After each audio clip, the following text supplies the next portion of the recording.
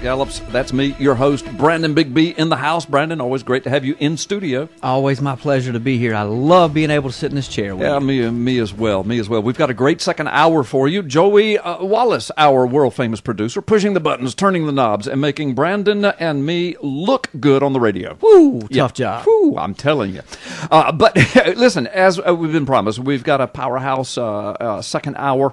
We've got with us former Army Staff Sergeant Joe Biggs, served 10 years in the military and tours of duty in Iraq and Afghanistan, and a reporter for InfoWars, Alex Jones, and Darrin McBreen, who is one of the hosts of InfoWars Nightly News. We've got both of these guys with us by phone in studio. Joe and Darrin, thank you so much for being a part of Freedom Friday today. God bless you both. Well, it's an honor to be here. Yeah, thanks for having me. I appreciate the opportunity to come out and, be able to talk to you guys. Guys, listen, this is Brandon, and I got the chance to meet both of you guys recently in person and started developing a friendship. And I have to give a shout out to the guy that made all this happen, because we all have a common bond. Yeah. And that would be one Larry Pinckney. Yeah, we love that guy. My brother Larry told me for a long time, he said, I've got to introduce you to Darrin. You guys have so much in common. You've got to meet. And so I happened to be in Austin, Texas on business, and we made that happen. And so Darrin and I are texting, and he says, hey, listen, we're going to meet for dinner tonight, and Joe Biggs is coming too. And it was just unbelievable. We had a great time, and I just want to say thank you to Larry for creating this relationship and helping us get together. Yeah. Because there is a lot of common interest, and ultimately, we're all fighting for this country. That's right. And Larry's probably listening right now. I know he does. And Zev Parat out of Israel, he's listening. He just emailed us and said, hey, man, we're listening over in Israel. So, yeah. So anyway, just a shout out to Larry to get started. But guys, listen, Joe, I know that you've been on the ground in Ferguson for the last couple of weeks awaiting the grand jury decision. I know you were there right after this incident first happened. You had some encounters, shall we say, with law enforcement in your first time there. And I know that InfoWars as a whole was on top of this thing from the get-go. So let's just go down this road, guys, and talk about Ferguson and New York and the possible implications of this. I mean, listen, it's no secret that the powers that be want us divided, and it certainly appears that they want a race war in this country, and they're pushing for it. Well, they've got Al Sharpton at the helm. He is calling for nationwide protests all over for people to get out and talk about this. It's easy. It's easier for the American people, I think, to get behind this Eric Garner case than it is a Mike Brown. But I mean, it's interesting how the president keeps Al Sharpton so close to him, and uses him to do all this race baiting, and it takes away from what's really going on. Is this militarized police that we have now here in America? Yeah, no doubt about it. And we've seen so many instances where we have seen unjustified police violence. The instance in out west, I think it was it Arizona, New Mexico, where they outright murdered the homeless man. Yeah, you're talking about James Boyd in Albuquerque. Yeah, which that might have even been premeditated. And the Albuquerque police killed him for he was camping in an unauthorized area of the Sandia foothills. And just like in most cases, the officers were acquitted of all charges. And so there's no doubt that police brutality in this country is out of control. But, it's not just racial profiling. People of all colors are victimized by the rising police state in America. Yeah. Hey, Darrin, listen, I think you've got it on speakerphone. We're hearing you 3 times, so take it off speakerphone, okay? Are you there? You got us, brother? Darrin?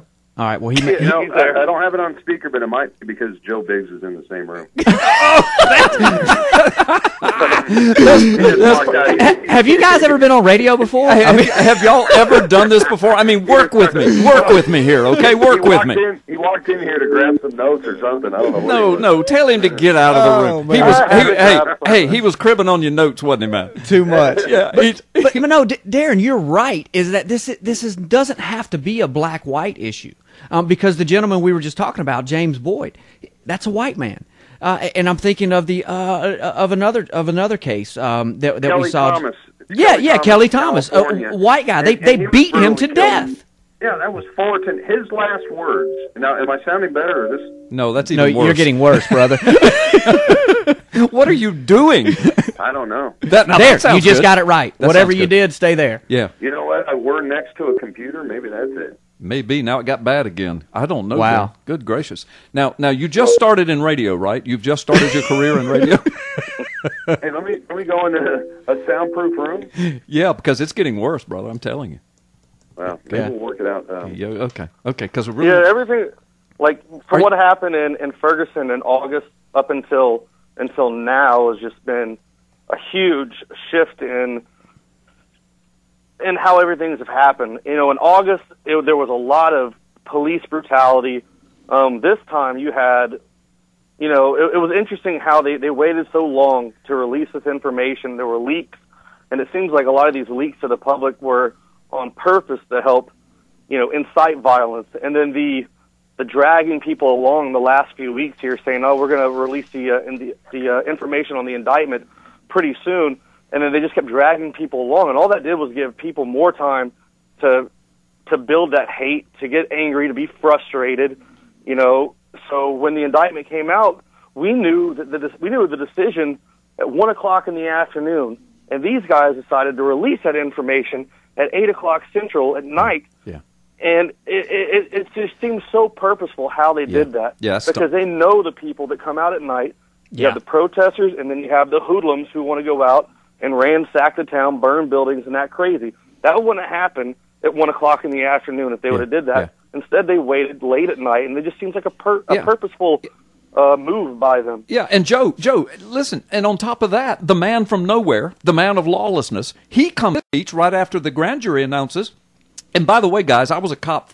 I was in Florida law enforcement for 10 years. I was a deputy sheriff, 2 different sheriff's offices, 3 different sheriffs. I've been in all of these situations, so we can talk about grand juries and juries and law enforcement reaction. I can talk about that as an expert. But the point is, the man from nowhere, the man of lawlessness, the man that's in the White House, right after the grand jury made its announcement, as you said, suspiciously at night. How stupid was that? Stupid from a law enforcement point of view.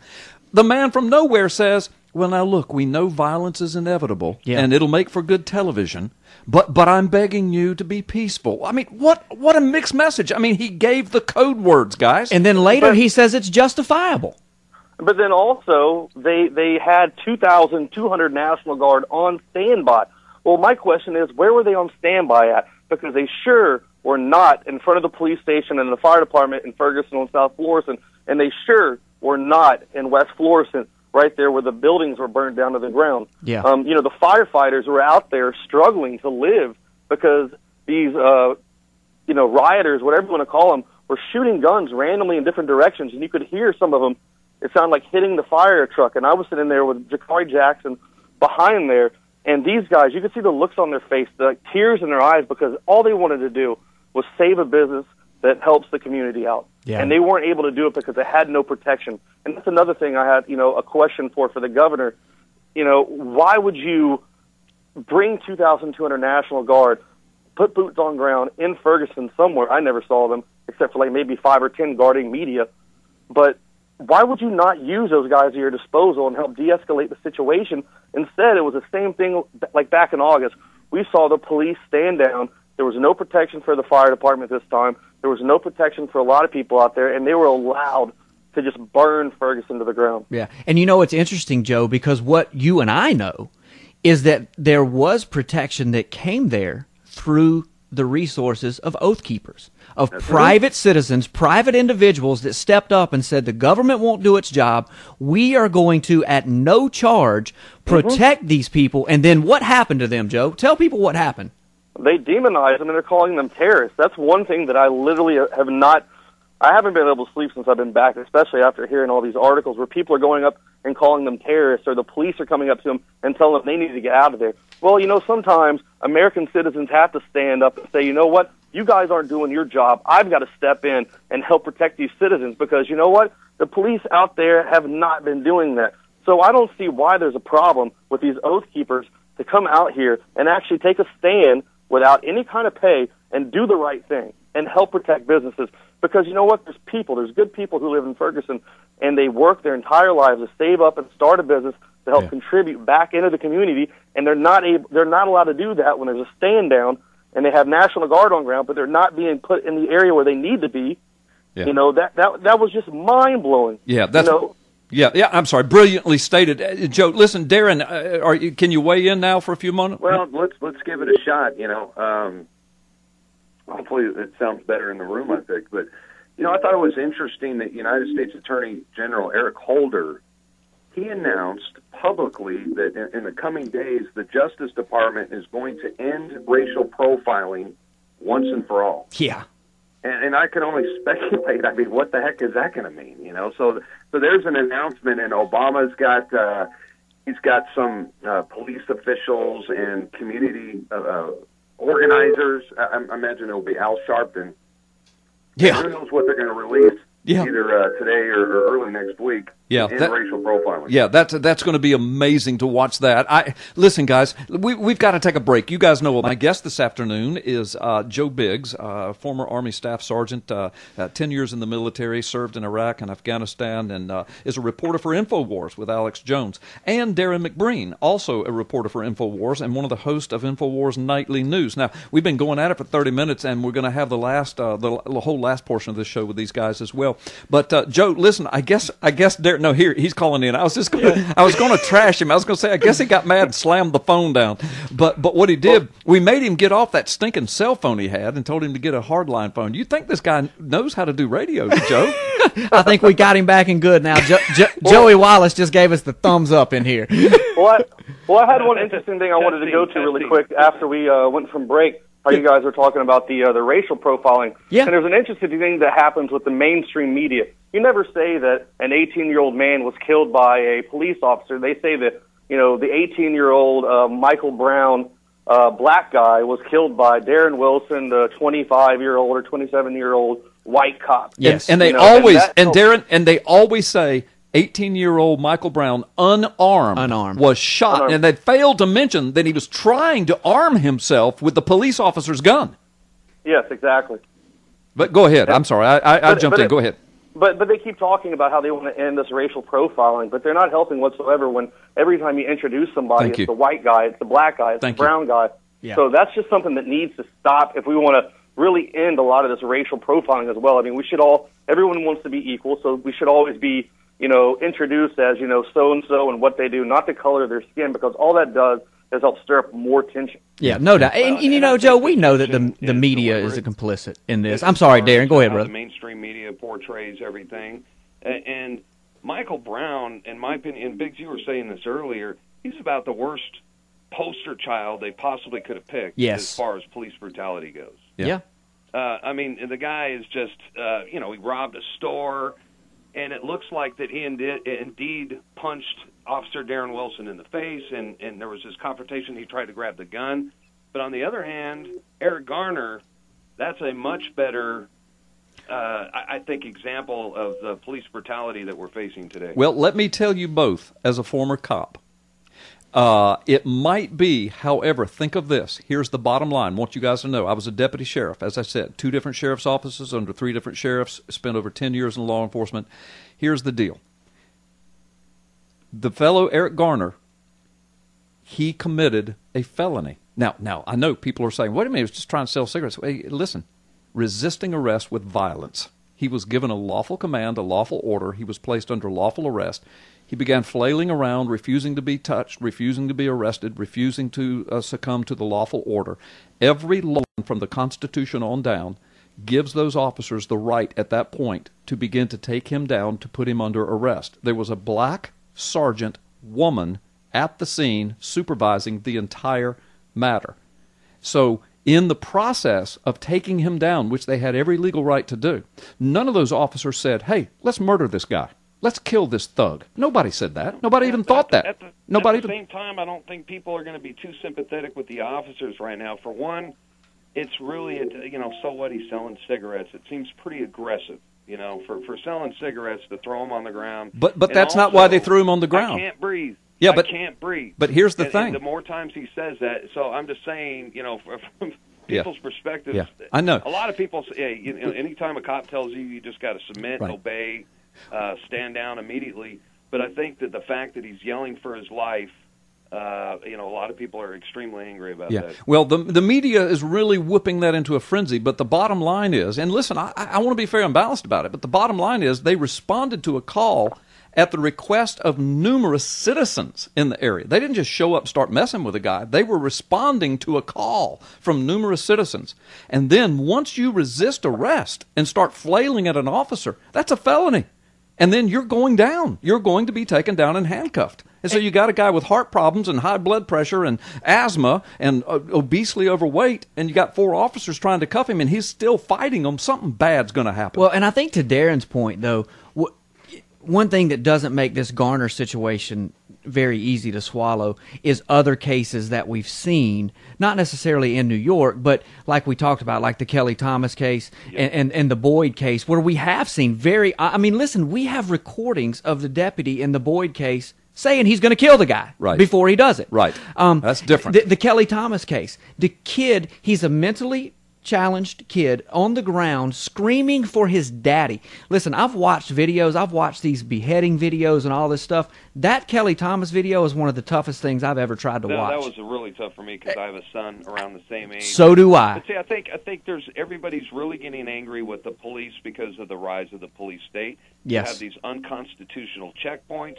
Sometimes you have these checkpoints that are as much of as 100 miles inland from a border, and they have a border check, and so it just seems like our constitutional rights are being violated. Yeah, the police are I'm with you on that. Very, very aggressive, and I think people are getting sick of it. And I think you're spot on. And there. I'm with you. Yeah, I think you're spot on, Darrin. And it's unfortunate. Because of all of that, because of the militarization of police, which you guys cover extensively, we've talked about here on Freedom Friday for years now, because of that, it gives good cops a bad name. Guys that are just out there trying to do their job, like it appears that Darrin Wilson was doing. Yeah. It gives them a bad name, and they get lumped in, and it's just unfortunate because as this situation escalates, I fear for the lives of our police in this country. You and me both, because here's the thing. In any town USA, people are going to look at the police and they're going to judge them by how they behave in other cities and other towns, and these bad examples that are showing up all the time, and people lump them into that group, and a lot of them are going to be in danger. That's true, and it's a scary situation. Yeah, I agree. No doubt. We got to think too. A lot of the anger too is coming from the punishment doesn't fit the crime. A lot of people are dying for things that they quite frankly shouldn't be. And then you have people saying, they want their day in court. Well, they don't get that when they're dead. Yeah. But the thing is, you're right. You're right. However, in these two cases, here's what I told people at the beginning of the show, and you guys didn't hear it.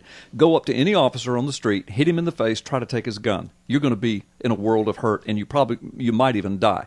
Go up to any officer that's arresting you. I don't care if it's for jaywalking.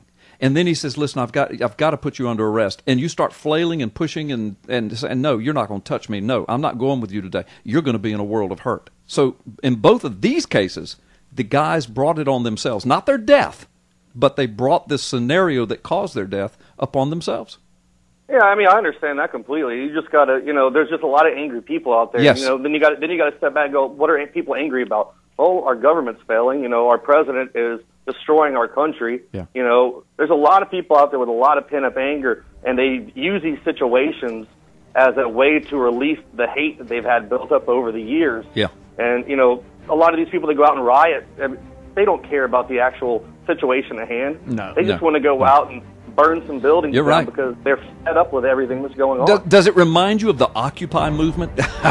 We'll talk about that when we come back. Guys, we're up against a hard break. And welcome back, America. So glad that you've tuned in today. Brandon Big B in the house. Brandon, thanks for being here. My privilege and pleasure. Yeah, it's hard to say those two words together. You might not want to try that again with candy in your mouth. My privilege. Did you have to sell me out on eating a Reese's cup? Come on, I'm telling you, man. This guy just wants a little chocolate. That's right. Hey, I forgot. We weren't on TV. People can't see you. They didn't even know. I know, right? That was me. See, it proves I'm not racist. I'm eating Reese's cup. I know. Hey, one of our guests is playing with the phone. You can hear it. Yeah. You hear that? Hey, that's not me. me this time. Hey, folks, if you've been listening to the show, you know we got a hoppin' poppin' show. But if you haven't, my guest this afternoon, of course, Brandon Bigby's in the house. But Joe Biggs and Darrin McBreen, both of them from InfoWars, Alex Jones' outfit, of course, and a great friend of Freedom Friday. Darrin McBreen is one of the hosts of InfoWars Nightly News. Joe Biggs, reporter for InfoWars and former Army Staff Sergeant for 10 years in the United States military. Joe and Darrin, thank you so much for being with us. I know that Brandon was talking with you on the phone there during the break, so I'm going to let you guys start it off, and I'll jump in. And by the way, we've got a former Black Panther listening to us now. You know, Larry Pinckney has been blowing up my email box, and so if people out of Israel, people from all over the United States, everybody's loving this. Yeah. But thank you guys for being here today. But Larry says, hey, the emphasis needs to be put where it belongs on Obama, Holder, and company. Now this is a former Black Panther. He just doesn't like the man from nowhere. No, he doesn't. Anyway. But right before we went to break, guys, we kind of jokingly said, "Hey, does this remind you of the Occupy movement?"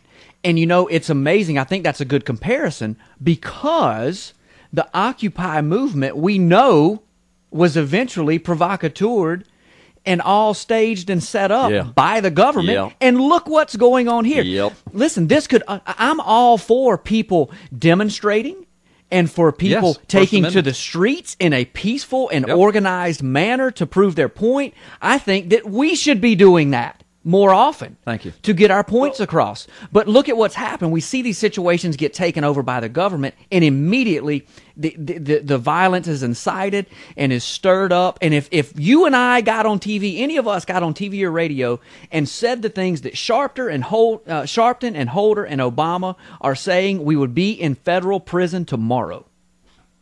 Well, anytime there's a grassroots movement that's spearheaded by regular folks, and just like the Occupy movement, let me tell you how this went down. I went and covered the Occupy movement here in Austin, Texas, and this is when it first started, and I was interviewing people, and most everyone was upset about the privately owned banking cartel that's known as the Federal Reserve. Yes, right. That's what the whole thing was about. 2 weeks later, I went back again, and it was a hippie fest. Yeah, I mean, it was a lot of they shipped in homeless people and gave them food, and then pretty soon you start seeing the whole climate change, and people just had a different. It was basically infiltrated, is what happened, and I think the same thing happened to the Tea Party. The Tea Party was people of all different race, all different backgrounds, all different political beliefs, and now it's basically known as a conservative movement. Yeah. Yeah, no doubt about it. And it's, listen, we saw this happen with the Trayvon Martin case where Holder sends thugs down to South Florida to cause problems. And who they sent down there was the RevCom guys, the Revolutionary Communist Party out of Chicago. They sent those guys. Those are the guys who sparked a lot of the violence for the Trayvon Martin thing. They're the same guys in Ferguson that are passing out Molotov cocktails to the young black men who live in that community, giving them a bullhorn to speak with, get them amped up, teach them some chants, and then step back and watch chaos break out. Watch them burn their own community to the ground. Yeah. Hey, Joe and Darrin, I want you both to weigh in on this. Do you guys smell a pattern here? You've got Trayvon Martin case, Obama and Holder interject themselves into that. You've got Ferguson, Obama and Holder interject themselves into that. You've got New York City, Obama and Holder interject themselves into that. All three of them come up with little chants and little groups, Black Lives Matter, hands up, I can't breathe, on and on and on. And then you have Miriam Carey, a black young lady with a 3-year-old child in the car, gunned down in front of the White House, killed.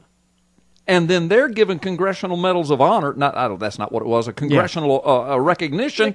And Obama says nothing. Holder says nothing. Al Sharpton says nothing. Jesse Jackson, the Reverend Jesse Jackson, says nothing. It didn't fit their agenda. It didn't fit their agenda. Guys, Joe, Darrin, what do y'all think about that? You smell a rat? Do you smell a movement going on here coming right out of the White House? Well, they want a race war. That's right. And they want us fighting against each other. To me, it's a lot like the false left versus right paradigm.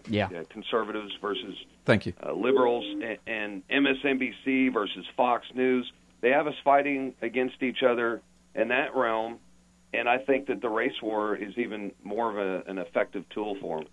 Yeah. No, you're exactly right, Darrin, and it's amazing. It is unbelievable that under our first, quote, black president, that we have seen the racial divide in this country. We haven't seen the gap bridged. We've seen it get wider and wider at his very own doing. Oh, I totally agree. Yeah, yeah. Unbelievable, guys, what we're watching happen here to our country. I mean, and another thing too, just kind of on topic as well. You know, the Eric Frein guy that they spent months or weeks looking for that killed one of the police officers in Pennsylvania. They automatically charge him with terrorism. Meanwhile, Nadal Hassan, who was the Fort Hood shooter, who has openly come out and stated that he wants to join the Islamic Caliphate of ISIS and be a citizen of the Caliphate, and they don't charge him with terrorism. They charge him with workplace violence.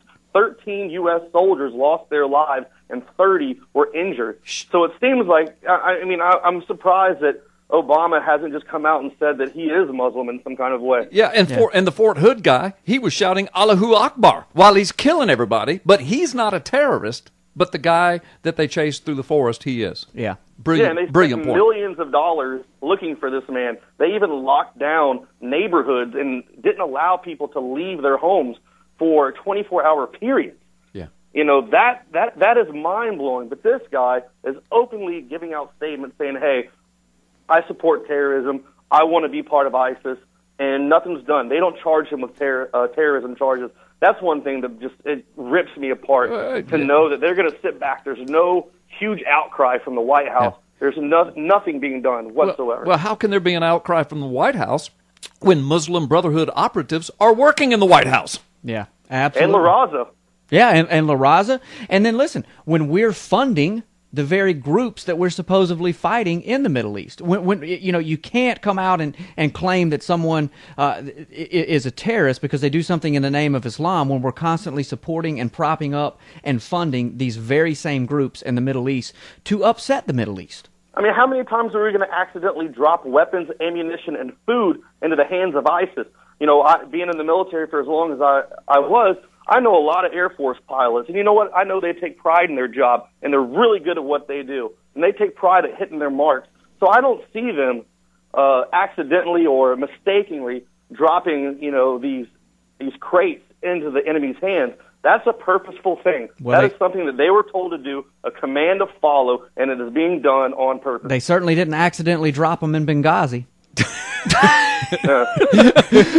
Hey guys, listen. Let's take a quick time out, so we'll have a good long segment to lead out with. To go out with. But Joe and Darrin, thank you for being here, and thanks for hanging on during the break because we've got a lot more to talk about. Joe and Darrin, I was going to say though, I was just thinking a moment ago.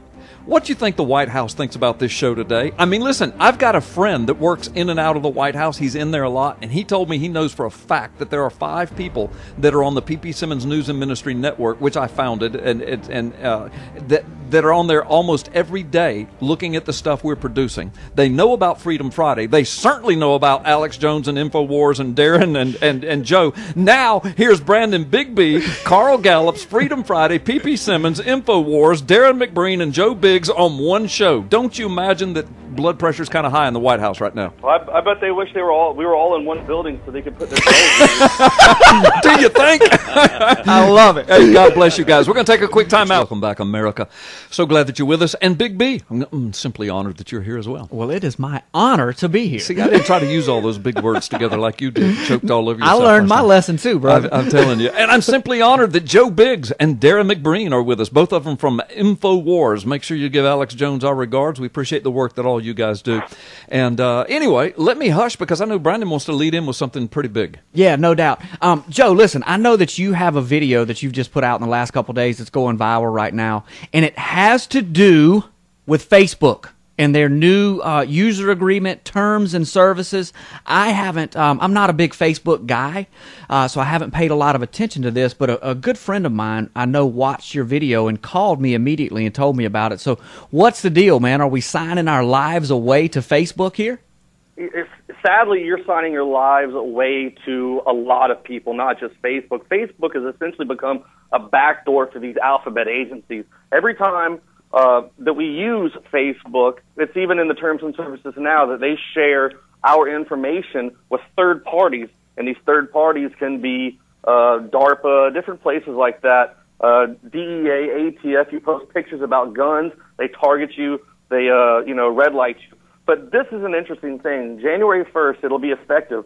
Now, I got a copy of their terms and services that will be available if you're using Facebook after January 1st and you click accept. I just want to warn you, this is what's going to happen to you now. It states, we will collect information from or about the computers, phones, or other devices where you install or access our services. So what that says is such as the operating system of your computer or your phone, the hardware version, the device settings, the files, the software names, types, battery, signal strength, device identifiers, device locations, including specific geographic locations such as and through GPS, Bluetooth, or Wi-Fi signals, connection information such as the name of your mobile operator or ISP, browser type, language and time zone, mobile phone number, and IP address.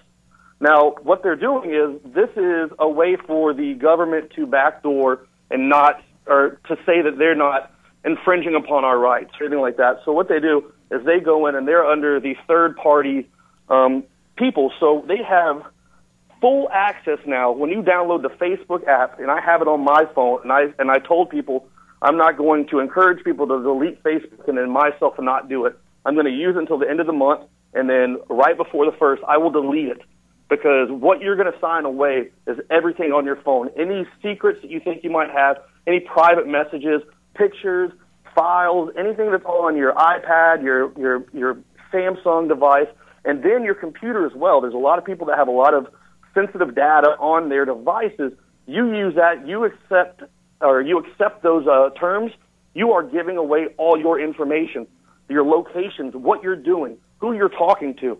That is very scary. It says we collect information from or about the computer, phones, or other devices where you install access of our services.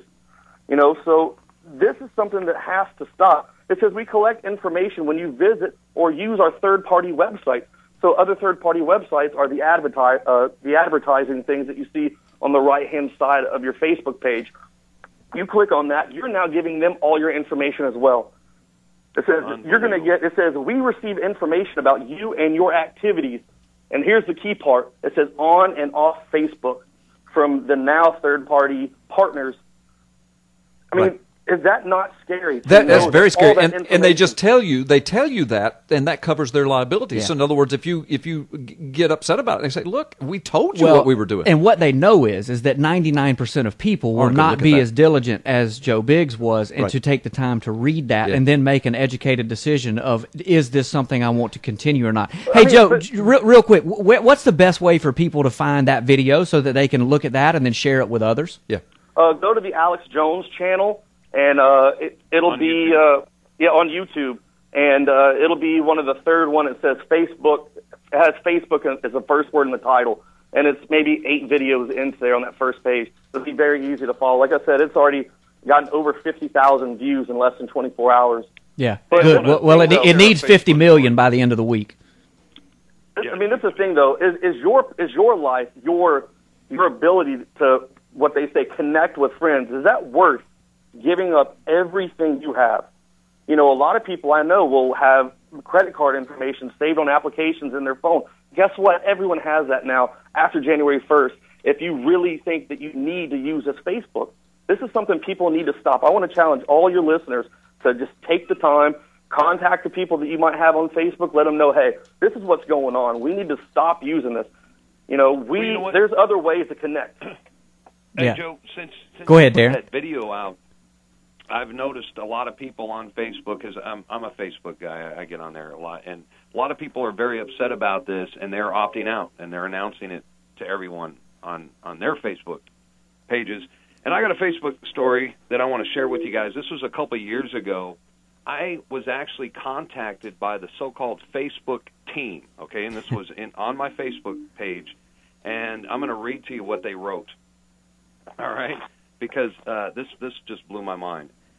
This is from Facebook to me. Be careful about making political statements on Facebook. Facebook is about building relationships, not a platform for your political viewpoint. Don't antagonize your base. Be careful what you are preaching. The Facebook team. Wow. But they're not not monitoring Facebook, Darrin. You're just a conspiracy theorist. Oh, yeah, exactly. Yeah, we all are, aren't we? Wow. Maybe that's what's messing up the signal earlier was my tinfoil hat. That's probably what it was. Well, we have ours here in the studio as well. Actually, we literally do. I'm going to send y'all a picture when we get off air. We literally have tinfoil hats in here, and sometimes we broadcast on Ustream, etc., and we put them on. Yeah, no doubt. But I think this is a really big issue, and I really want to encourage people. I just want to harp on that.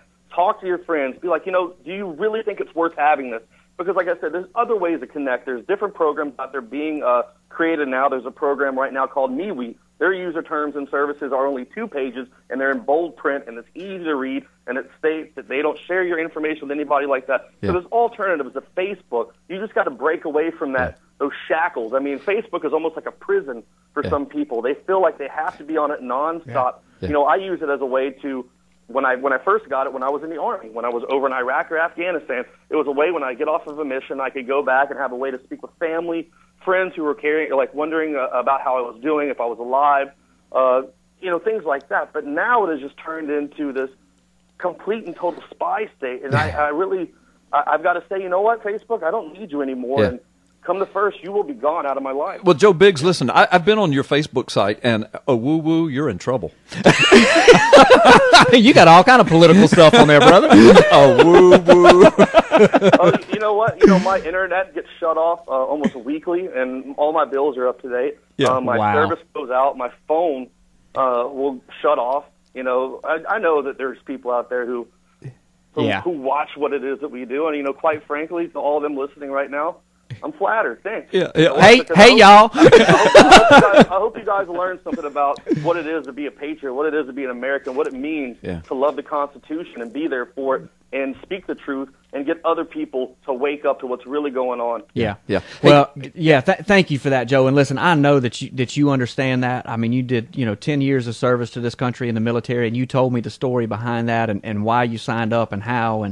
And I just want to say thank you, brother, to you. And listen, to the fight that you guys fight over there at InfoWars. I mean, we're on the same page here, and we take this very serious. And I texted you on Veterans Day and told you thank you for your continued service. Because you're still fighting, brother. Maybe not with a uniform, but we appreciate you guys and all that you're adding to the fight here. Yeah, we do. I mean, there's an even bigger battle going on here in the homeland. Absolutely. Yeah, Joe, and we do appreciate it. And Darrin, thank you so much. Appreciate you. Hey, listen, Darrin, tell folks. We've got about a minute before we have to go. Tell folks where they can find you and Joe. Talk to us about InfoWars. Anything you want to say in closing? Well, Infowars.com is a website. We're one of the largest independent media outlets in the world. Yeah. And to be honest, the mainstream media is dying. Yes, we call it the dinosaur media. Yeah. And their numbers prove it. The Nielsen ratings are just sinking by the week. And meanwhile, at the same time, Infowars and other independent media outlets are just absolutely skyrocketing. And I think that's because the people have a thirst for knowledge. They want to know the truth. And the truth is not going to be televised because, the same forces that have infiltrated our government, they've also taken over the mainstream media. Right. And the good news is the American people are finally starting to wake up to all this. Right. And that's why our rise in popularity. Right, absolutely. Well, listen, a good example is our show. It started as kind of a local little regional thing, but you see the format, you hear the things we talk about. This show has exploded in just the last couple of years. It's gone all over the world, and of course, InfoWars has been around for a while. You guys have millions of listeners and viewers, and so that makes the point that you're trying to make. People are thirsty for some facts and for some truth.